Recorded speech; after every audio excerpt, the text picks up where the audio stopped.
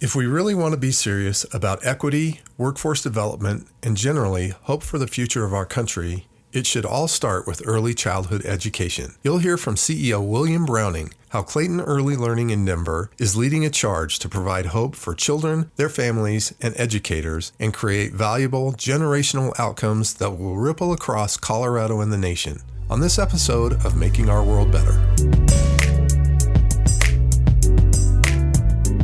Welcome to the Making Our World Better podcast, where you will find motivation and encouragement through lively conversations with inspirational people who every day are making our world a better place. Now, here's your host, Jay Clark. Welcome to the podcast. I am Jay Clark, and I'm excited to share a conversation with William Browning, CEO of Clayton Early Learning in Denver. With 30 years in the private, public, entrepreneurial, and nonprofit sectors, William thrives on helping others succeed and solving complex problems, which makes him a perfect fit for Clayton Early Learning. William previously served as the Chief Strategy and Transformation Officer for United Way Worldwide, heard of them, and before that, as the Chief Strategy Officer for Mile High United Way, heard of them too, where he provided leadership in designing and advancing new community impact and business model solutions. As the founder and CEO of Rebound Solutions, a successful Denver-based consulting firm, he designed and led significant systems improvement projects, including the transformation of Colorado's benefits management system and the state's first quality management system for early childhood education. Can't wait to hear more about that. William has an executive master's degree in coaching and consulting for change from ECE University, as well as a BA in English from the University of New Mexico, go Lobos. He was selected and attended the exclusive University of Oxford Strategic Leadership Program, and he completed the Corporate Social Responsibility Executive Program through the University of Colorado at Denver, and recently completed the Disruptive Strategy session through Harvard Business School to make us all feel like slackers. William, welcome, and thank you for being here. Thank you very much. Introduction and bio is way too kind, but I appreciate the kind words. Tell me how you would describe Clayton Early Learning to somebody that doesn't know anything about it. I think we're a beacon of hope for the community. I always say we're in the equity business. There's nothing more special than seeing the kids come into the school and really thrive here. So if you're new to Clayton, what I would say is we serve about 500 families around the Denver metro area that are in the lower income bracket, and we provide high quality early child education for them. But it's not just that. We provide wraparound services that help with the mental health, dental care, physical health. We help the parents find benefits and other things like housing and shelter, free food with our market. And then on top of that, on top of this whole ecosystem of love around the children and the families, is an ecosystem that's designed to help provide research for the early childhood education field, to help understand how we treat and advocate for our teachers and improve how they deliver in the classroom, to really making sure that we're a lighthouse on the shore for the early childhood education field in terms of kind of pointing the way in terms of how to deliver high quality education for our families in a really thoughtful, scalable way. That's how I'd envision it. I always call it like a village of hope and love as far as how we treat and grow and support our families. That's so cool because it goes far beyond just a place to drop your kids where they learn their ABCs. And when you talk about early childhood education, kind of give me the ages that means for somebody who doesn't know. Yeah, early childhood education is usually under the age of 5. So we operate two kind of segmented programs here. We have the infant and toddler to 3 years of age, and then we have 3 to 5 years of preschool. So if you walk our halls, which I try to do at least twice a day, you'll see everything from the little ones hanging out as far as toddling around, and you'll see the preschool kids outside playing or doing their educational activities. Well, I love that you call it a beacon of hope for the community. So talk a little bit more about that, how it's more than just providing education to the kids and how you service the whole family. Well, I think that's right. It's a whole child, whole family approach. And I think what we're looking at is, Clayton's interesting and unique because it sits on a 20-acre plus campus here in Denver. So we're sitting on prime real estate that really could be transformative in terms of providing services for the family. So, for example, we're looking at we have right now an operational market which provides free food to the families in need. Awesome. So they can come to the grocery store once a week and load up on highly nutritious meals, not just canned food, but really good fresh food, fresh fruit, fresh meat, fresh veggies. And then we have other services we're looking at. How do you integrate services that mental health? So we have a mental health provider for Latino bilingual families moving into the campus next month. We have a great firm that focuses on a nonprofit that focuses on disability and development delay. We have Reach Out and Read, which provides books and reading material for kids. And so what we're looking at is really advancing a much more aggressive view of how do we really service the Denver community. And we've listened to the Denver community the last summer. We spent a pretty significant amount of time and resources on assessing and understanding what's the community need here. The things we came up with were not surprising. In Denver, affordable housing is a major problem. Huge. Access to mental health, access to regular health, access to dental care, financial support, literacy. So there's big questions we're asking at Clayton. Is it, should we be looking at affordable housing with our campus? Should we be looking at ways to help provide financial literacy? Are there ways to really think about how to transform this campus to be a model for the country in terms of early child education? Do we think about, again, with affordable housing, do we dream about providing our educators affordable housing on campus that allows them to, have a more viable lifestyle? I mean, right. we don't value the educators enough, in my opinion, and that's something we're fighting for from the public policy and advocacy side, which is another asset that Clayton actually brings to bear in the marketplace today. That's awesome. As a father of an elementary educator, I could not tell me how I sign up to help with that, because they are the most undervalued profession. And, the bedrock of our society, which it feels like that's kind of what Clayton is doing, is so much more than just a learning center. It's you're elevating the whole community. That's right. And I think, I'll just tell a story about one of our parents, because I think that's where, story really matters. So to kind of illustrate this. So we have a single mother who comes to us last month. She's got 3 kids, two of them under the age of 5. She's homeless. Her mother has just, she's been evicted out of her mother's apartment because her mother was convicted for 20 years in prison. Oh, geez. So she doesn't have clothing for the children. She has no place to go. Her car is damaged.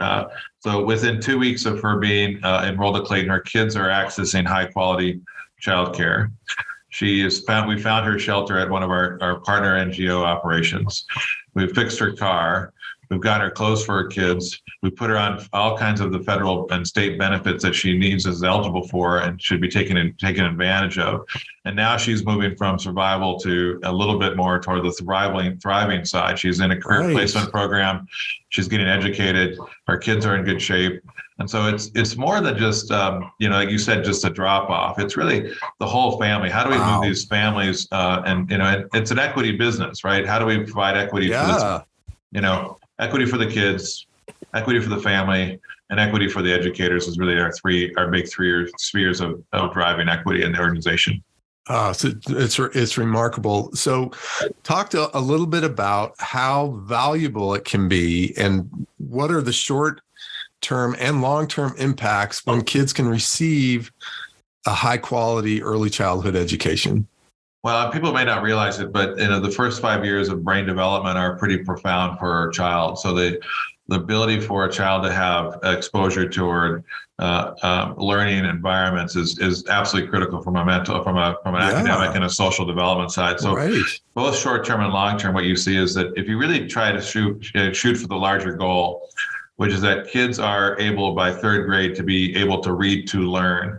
So the first, for their first 5-7 years, they're really trying to figure out how to get them to read, learn to read, and then shift to read to learn. Right. So it's fundamental from a brain science perspective that being able to I guess you want to say, develop the brain in a way that allows kids to be agile, develop learners. I will say, from my own personal perspective, the amount of time and energy we put into my own daughter's early child education was fundamental, a game changer. Her ability to read it, be prepared for kindergarten, be socially ready for that, to be comfortable in their own, to understand. A lot of these kids are pretty traumatized. Yeah. So having a trauma-informed level of care that we offer at Clayton also helps really settle down and help to identify and build up resolve developmental delays and other types of mental identification. It goes back to Clayton's wider thing. It's not just a drop-off. It's that holistic care for the child. Right.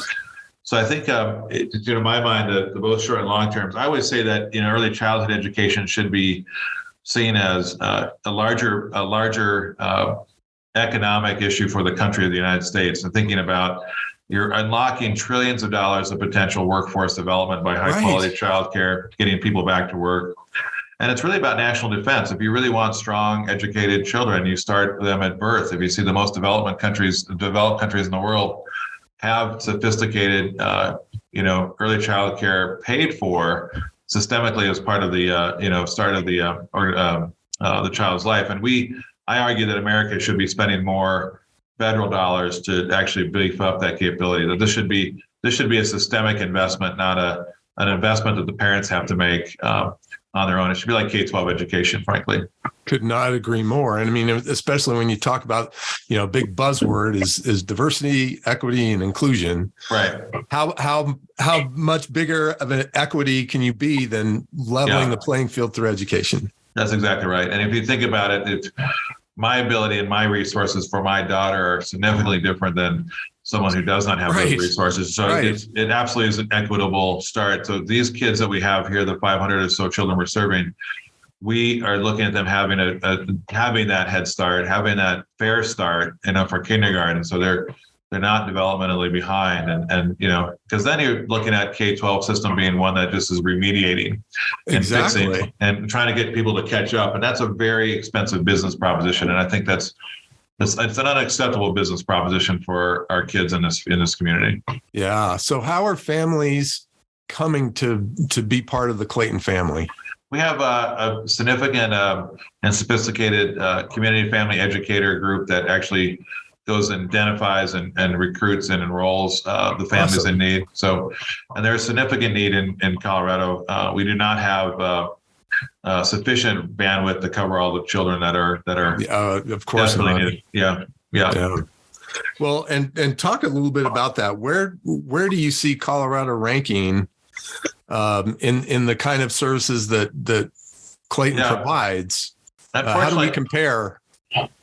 Yeah, right now we do. Colorado ranks 39th out of 50 in states. Yeah, 39th in state spending, 26th in access to preschool for 4-year-olds, and 13th in access for 3-year-olds. So not bad on the 3-year-old side. And then I really give Dr. Lisa Roy and Governor Jared Polis credit for really advocating for universal pre-K and the Office of Early Childhood Education as a formal office. So I think in some ways the state is actually leading in terms of strategy, but still is not necessarily making the right level of investment. But I really don't blame the state. You're probably talking about a $1.7 billion investment that's needed for early child education in Colorado. That's not going to come from the state. It's got to come from both Republican and Democrats realizing that this is a strategic investment for our future. It's not a nanny care, daycare thing. It's actual strategic investment for the workforce of the future and for the future generations, and reducing the number of people going into our public safety or public benefit systems in the future. So for us, we're advocating for that. And how do you advocate for both sides of the aisle to understand the strategic importance for this in the future? And I think we're getting closer. I have friends on both sides of the aisle that are starting to get the notion of early investment is good investment. Well, it's interesting talking to organizations like Denver Scholarship Fund or Colorado Succeeds, where they're on the leading edge of improving education and everything else. But if you take that back a step, they can only work with the kids that are successfully getting to that point. Yeah. So we really need the pre-K to be able to launch them so they can get there. That's correct. Yeah, and I applaud the work that Scott and Succeeds and Lori's doing at DFX. They're both tremendous leaders, and I think you're absolutely right. You only work with what your foundation is. So if your foundation is, the kids that you care about getting the most, that deserve the most equity, are the ones that are, require the most remediation in the K-12 system. It's really a silly model. Like I challenge and say, we really need to advocate for more investment early, and then get a better playing field. Seems like it's flipped a little bit. Yeah, I think so, for sure. Well, you helped design the state's first quality management system for early ed. Yeah. Talk about that a little bit. What quality management for early childhood education? We've got universal pre-K coming up. What does that look like? Yeah, I was fortunate to help with the early inception days of, we were able to win the Race to Top grants and secure some funding. And part of that was building the Colorado Shine system, which is basically a system that helps rate the child care providers for, based upon their quality. Mm-hmm. I think the question really strategically to be asking ourselves post-pandemic, coming out of this pretty horrible time in terms of what it meant for the early child education field, especially the educators, where you've seen 30 to 40% turnover in the field, is how do you scale quality in a way that is not, I'm going to say, overly costly or bureaucratic in nature, right? And making sure that the designs for high quality are really proven in science and are. I think this notion of how do you scale high quality is really pretty critical. I think at the core of it, though, is talent. Yep. Right. No question. I think, I'll say this. I've seen our teachers at work. You said it before in their interview, the amount of work they actually do to control a classroom of 12 toddlers or infants or preschoolers is tremendous, but we don't value that in our society. Agreed. We simply don't put our money where our mouth is. So I think if I was looking at how to extend quality, it would be much more investment in the workforce and innovations around that, and then figuring out how to scale that. And again, back to federal and other types of supports to actually sustain that is going to be critical. Yeah.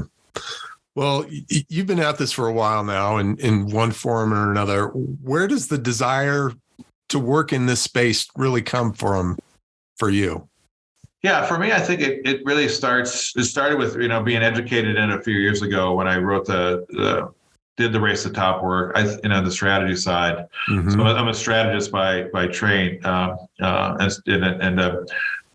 me, I think it was watching the development of my own daughter and realizing, how effective it was for her. Yeah. And how brutally unfair it is for other kids that don't have those access to those resources. And it's heartbreaking, isn't it? Yeah, it really is. Like I go back to the mother I talked about before, those kids had no chance before they got to Clayton. No chance. Really none. I mean, living in the back of a car and it's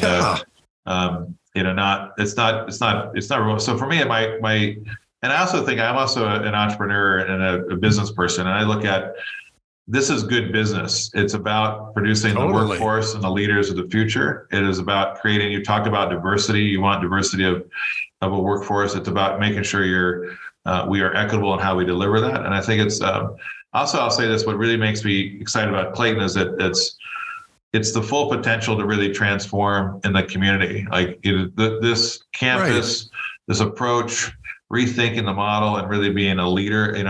Our short-term 3 to 5 year strategy, just so you know, is we call it Return of the Exemplar, which is really how to get Clayton to be a national leader again, and how we deliver these services, how we innovate in the workforce, how we rethink models of integration, and how we advocate for the betterment of the overall field. Well, and it's exciting because if you think about it, with the universal pre-K coming online, it really does present an opportunity for Clayton to be in a true leadership position in Colorado and probably beyond. No, that's correct. That's absolutely right. Exciting. Well, talk to me a little bit about, What are some of the leadership lessons you've learned and principles that you've leaned on through your career that are helping you right now with what you're trying to do at Clayton? I think, I've gone through a journey where I used to be pretty heavy-handed commander type role where you're the white horse leader, and sometimes you're and I'm fast and process fast, so you run over people and you kind of get a reputation for being aggressive. The last few years, I think what I've learned is really to step back and empower people. It's entirely about empowering high-performing teams. Right. So for me, my energy comes entirely from how to motivate someone to achieve a goal, whether they stay within the organization or not is irrelevant. It's about how to get them where they want to go and seeing them motivated to do so. So I think building that high-performing team has been one of the critical lessons. So it's less about, I really am the least important person in the organization. If I do my job right, it's about how to empower everybody else. Two, I think I'm not in the, kill yourself producing hours. It's really producing value. Right. So shifting the mind of our leadership team to say, you're not here to produce 2,080 hours a week, a year of hours. Right. You're here to produce fundamental value. And those things should correlate. If you can work smart and produce value, that's better than, killing yourself and having, the illusion that we have to be on all the time. And the last thing I think is really about, I had a fantastic mentor and coach, Tony, who was really fundamental about helping with resilience and emotional, really trying to figure out how to be a human being, not a human doing, really looking at, being tangibly aware of things, and then really trying to be calm and introspective, and taking time to be, selfish in terms of my own leadership development, but again, in a positive way, really making sure that you're doing self-care, that you're taking the time out to be human. That, like I said, I spend probably an hour of my day intentionally just walking this campus to see the kids, see the teachers, listen to what their stories are, and exhibit a level of concern and compassion for them in a way that, they don't see me as this. I'm at the bottom of the pyramid as far as the CEO. Everybody, I work for everybody else. I'm the least important player. My job is to provide the value for the organization by getting these teams to perform. So that's kind of my long-winded leadership lessons, which I'll hopefully continue to grow and be curious over the next few years as I. Those are masterclass tips that I think anybody could learn from. And I'm going to go back and re-listen and write all that down. That's fantastic. You're being kind. And I have to imagine that hour is probably the best hour of your day, because there's nothing like the energy of a classroom that's humming. Yeah, the kids, I'm starting to build relationships with certain children, and so they see you and they come running for a hug, or they come running for a fist bump, or they wave, or they want to show you a toy they've got. It is. It's funny. I don't know about you. The older I get, the more I realize that it's going to be this next generation that takes the lead, and we haven't really necessarily given them a world that is simple and thriving. We've given them daunting challenges. So I think giving them a head start to really be capable of able to walk, to be able to take on those tough issues, to be resilient is another reason I think early child education is so critical, that, giving them hope for a better future, and that they can be empowered leaders, and they can be strong, and they can, thrive in their life. Because, you and I, we're going to be around 20, 25 more years, and, it's the next generation steps up, and I want them to be as strong as possible for, the sake of our collective humanity. Yeah, that's awesome. So what really gets you excited when you think about the future of Clayton? I think the most exciting thing for me right now on the plate is, Clayton has its own history, good and bad, for being around from 1889. We used to be an orphanage that served just exclusively white children, white boys, in a historically Black neighborhood. And I think, I don't think Clayton has done enough in terms of really supporting the community, in terms of the larger community, as far as being a real positive ally and a force for change here. So I think there's conversations in this community about what this campus could provide. So we talk about things like affordable housing, or creating a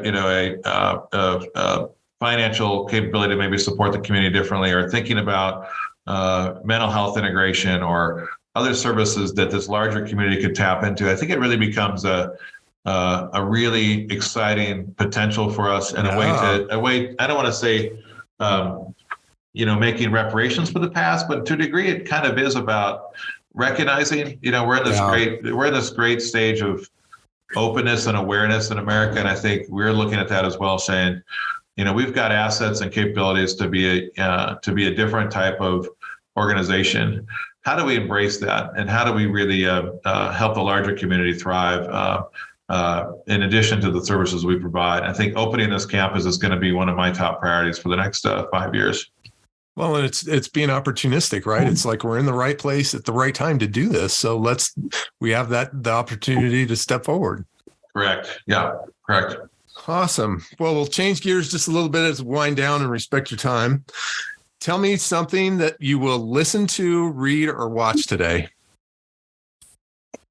I'm reading the book, A Gentleman in Moscow, which is pretty good fiction. So I'm doing a little bit of that. We are signed the book Compassionate Leadership, which is another read I'll do over Thanksgiving. So it's kind of my two things. On a fun note, I'm watching White Lotus on HBO. I love that, kind of crazy show as far as indulgence. Humans behaving badly. Yeah, it's fascinating. It's a fascinating take on life because it's highly privileged people who are unhappy in paradise, which I think is kind of a classic story right now in American history. So I'm enjoying it. It's a guilty pleasure. Yeah. You touched on this a little bit earlier, but who would you say has been a real role model in the work you're doing now and throughout your career? I think Paul Pullman used to be the CEO of Unilever. I've met him a couple times. The ability to leverage business for good. My mentor here in Denver, Christine Bonero, who runs Mile High United Way, has been legend. A real force for helping me understand how to really go from the I to the we in terms of leadership engagement. And then probably my coach, Tony, who sits over in North Carolina, who was my coach at United Way Worldwide, and we still keep in touch every couple of weeks. He again taught me the value. There's a great book I'd recommend called Awareness that is a phenomenal read about, being awake and being conscious being in the moment. I think it's been really, really helpful from a resilience perspective, especially given how hard this last couple of years has been on all of us. True. Outside of Clayton, is there an organization that you really admire the work that they're doing? Yeah, I think it's World Kitchen. Jose Andres, I think his ability to step up in a disaster zone I really admire him and what he's been able to do. There are other organizations in town here that I think are pretty special. You mentioned Denver Scholarship Foundation, what Lori is doing, I think is a good example. I think I love what Scott's doing over at the Colorado Succeeds. I'm a big fan of Ethan Hemming over at Warren Village. I just left their board. He's someone, if you're thinking about a great interview, he'd be someone else to talk to. And then, so there's lots of really great creative leaders, I think, that are in Denver and in the community. I will finish by saying that I'm an optimist, and I believe that people generally are good, and that people really do want to figure out how to come together and solve problems. And I think it's frustrating in a time of division that is surface level trivial at best, that we're not going to that human nature of leaning in together and saying we can make the world a better place if we just kind of drop some of these artificial differences, which I think are consuming us a bit more than they should. 100%. And I'm with you. I'm an optimist. And, we talk about Colorado ranking 39th in this or in the lower percent in that, but we have such a vibrant nonprofit community and great organizations like Clayton that it does make me feel like, we do have the power to overcome some of these obstacles. My last one for you, if people want to learn more, volunteer, donate, support Clayton Early Learning, what's the best way to find you? Yeah, I think the best way is that we have our December 5th Colorado Gives Day. So, ClaytonEarlyLearning.org, or you can, if you're on the Colorado Gives Day, you can just simply search for Clayton Early Learning, and we've come up under our Futures Grow Here campaign. So it's easy enough to find us, and obviously I'm easily Googleable, and I'm happy to take people on tours of the campus and show them the magic that's happening here, so firsthand if necessary. Well, I will take you up on that for sure. Yeah. But William, thanks so much. I can't wait to see what transpires here in the near future under your leadership and long term. And thanks, Jay. Keep up the great work. Well, thanks, Jay. Thanks for listening, and thanks to William for the transformational work he and his team are doing at Clayton Early Learning. This podcast was brought to you by JC Charity and Event Services. If you're interested in how I might be able to help bolster your efforts or help your team achieve its goals, I'd love to have a conversation with you. You can find me at makingourworldbetter.com. To learn more about Clayton Early Learning and how you can support or volunteer to advance its efforts to provide hope for a better future, visit ClaytonEarlyLearning.org. Check the show notes for links, and if you enjoyed this podcast, we'd be grateful if you'd share it with a friend. Until next time, I hope you're inspired to find a way to make our world better.